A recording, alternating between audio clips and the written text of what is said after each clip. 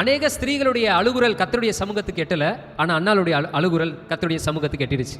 God இந்த டியர்ஸை human மனுஷனுடைய கண்கள் எதற்கு இந்த டியர்ஸை வச்சிருக்கிறாருன்னா, பரலோகத்திற்கு கம்யூனிகேட் பண்ண வேண்டிய ஒரு லாங்குவேஜாக இருக்கிறது. ஆனால் இந்த லாங்குவேஜ் பரலோகத்துக்கு எட்டணும்னா ஜஸ்ட்டு நீங்கள் எல்லாத்துக்குமே அழுதிங்கன்னா எட்டாது.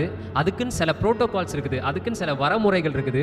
அந்த வரமுறையில் உங்களுடைய டியர்ஸ் இருந்தால் மாத்திரம்தான் பரலோகத்துக்கு எட்டுமா. அண்ணாளுடைய கண்ணீர் எட்டிருக்கு, எசேக்கியானுடைய கண்ணீர் எட்டிருக்கு, ஆகாருடைய பிள்ளையுடைய கண்ணீரும் எட்டி இருக்குது. ஏன் எட்டிச்சு அப்படின்னா, இவங்க காட் நியமிக்கப்பட்டிருக்கிற அந்த புரோட்டோகாலை படி இவங்க கண்ணீரை சிந்திருக்கிறாங்க. ஃபார் எக்ஸாம்பிள், நம்மளுடைய பிரதம மந்திரிக்கு நம்மளுடைய கோரிக்கையை போய் சேர்க்கணும்னா ஜஸ்ட் லைக் தட் நம்ம இங்கேருந்து ஏதோ ஒரு விஷயத்தை பண்ணாலும் எட்டாது.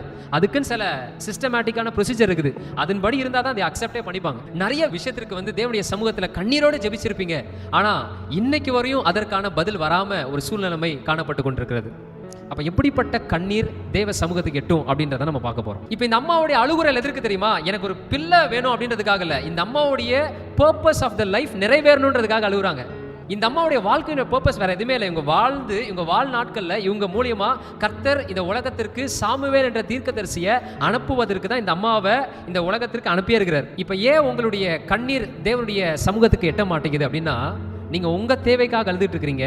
ஆண்டவர் உங்க வாழ்க்கையில வைத்த பர்பஸ்க்காக நீங்க அழல.